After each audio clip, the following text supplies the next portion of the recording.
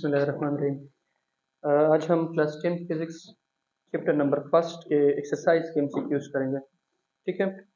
पहला एमसीक्यूज है, a transverse wave on a string has an amplitude A, a tiny spot on the string is colored red, is one cycle of the wave passes by what is the total distance traveled by the red spot।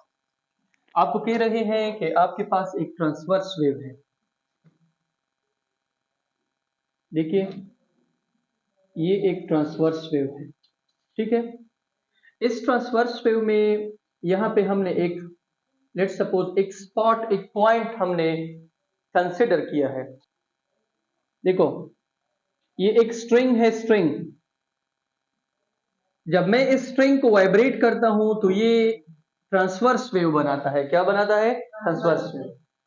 अगर मैं इसी string में ये जो point है इसको मैं consider कर लूं और फिर ट्रांसवर्स वेव इसी में प्रोड्यूस हो जाए, उसके बाद एक साइकिल भी पूरा हो जाए, तो फिर मैं आपसे पूछूं कि एक साइकिल में ये जो मैंने पॉइंट सेलेक्ट किया है ये कितनी डिस्टेंस कवर करेगा।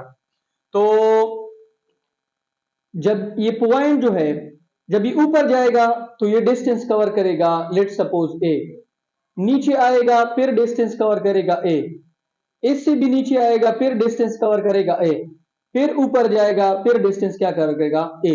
तो इसमें पूरा एक साइकिल कंप्लीट हो गया। एक साइकिल में ये एक दफा ऊपर जाता है, फिर नीचे आता है, फिर नीचे जाता है, फिर ऊपर आता है। तो इसमें ये कितना डिस्टेंस कवर कर लेता है? 4a। कितना? 4a। अगर यहां पे इस का ऑप्शन है तो यहां पे लिखो 4s। तो ट्रांसवर्स वेव जो है वो एक साइकिल में अगर आप उसमें कोई पार्टिकल कंसिडर कर लो तो वो एक साइकिल में कितनी डिस्टेंस कवर करता है? 4a या 4s या 4x, जो भी आपको वहां पे यूनिट दी गई है या रिप्रेजेंटेशन दी गई है, आप उसके हिसाब से 4 जो है वो पहले लिखोगे, उसके बाद s या x या l वो आप इसके क्या लिखोगे? पीछे लिखोगे। इसके बाद है which of the following does not effect the time period of mass spring system. आपको कह रहे हैं कि मास स्प्रिंग सिस्टम जो है, मास स्प्रिंग सिस्टम, उसका जो टाइम पीरियड है उसको ये जो नीचे ऑप्शंस है इसमें कौन सी चीज जो है वो इफेक्ट नहीं कर सकती है? Mass, spring constant, amplitude of vibration, all of the above effect. देखिए टाइम पीरियड का फार्मूला है T is equal to 2 pi m divided by k। इस फार्मूले में अगर आप देखो दो चीजें हैं, एक है मास और एक है स्प्रिंग कांस्टेंट। ये दोनों जो है ये टाइम पीरियड को इफेक्ट कर सकती है। ठीक है, ये मास और स्प्रिंग कांस्टेंट दोनों टाइम पीरियड को इफेक्ट कर सकती हैं। तो पहले दो ऑप्शन तो नहीं आ सकते हैं। तीसरा ऑप्शन है एम्पलीट्यूड ऑफ वाइब्रेशन, इसका कहीं भी इस फार्मूले में जिक्र नहीं है, तो एम्पलीट्यूड ऑफ वाइब्रेशन का ऑप्शन जो है वो बिल्कुल करेक्ट है। इसके बाद है an object of mass m oscillate on the end of a spring to double the period replace the object with one of the mass. आपको कह रहे हैं कि इस तरह एक मास अटैच टू स्प्रिंग का सिस्टम है, आप इसकी टाइम पीरियड को डबल करो और नीचे दिए गए ऑप्शन में से कोई एक मास जो है वो सेलेक्ट करो। अगर मैं ये जो टाइम पीरियड का फार्मूला है इसमें मास को अगर मैं 4m पुट कर लूं तो टाइम पीरियड मेरे पास डबल हो जाएगा। किस तरह?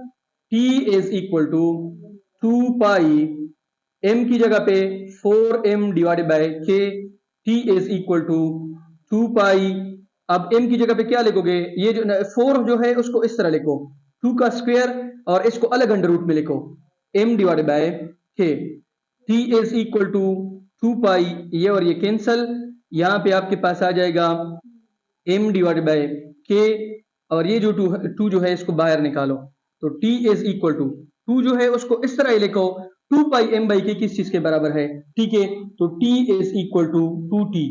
इसका मतलब क्या है कि अगर आप मास अटैच टू स्प्रिंग, आपके पास एक सिस्टम है, आप उसमें मास जो है वो पहले के मुकाबले में 4 टाइम क्या कर लो? इंक्रीज कर लो, तो उसका टाइम पीरियड क्या हो जाएगा? डबल हो जाएगा। टाइम पीरियड के डबल होने का मतलब क्या है कि ये जो मास है जब ये एक साइकिल पूरा करेगा, एक साइकिल में अब पहले के मुकाबले में टाइम क्या लेगा? डबल लेगा। इसके बाद है a car mounted on a shocks observer is like a mass on a spring. If we ignore damping, how will the frequency of the oscillation change if passengers are added to the car? आपको कह रहे हैं कि इस तरह एक motor car है,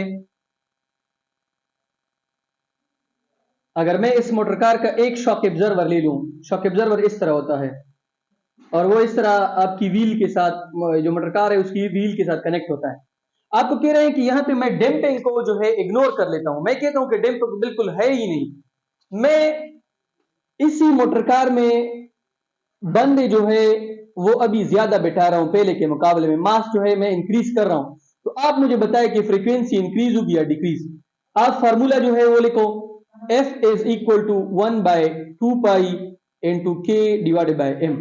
यहां पे अगर आप देखो F is inversely proportional to 1 divided by under root of M। अगर मास आप ज्यादा करोगे तो फ्रीक्वेंसी क्या होगी, कम। यहां पे डिक्रीज का ऑप्शन क्या है, ठीक है। इसके बाद है if the pendulum complete exactly 12 cycle fill cycle in 2 minute, what is the frequency of the pendulum. आपको कह रहे हैं कि अगर एक पेंडुलम है, दिस इज अ पेंडुलम, वो नंबर ऑफ साइकिल जो है वो कंप्लीट करती है 12 और टाइम कितना लेती है, 2 मिनट।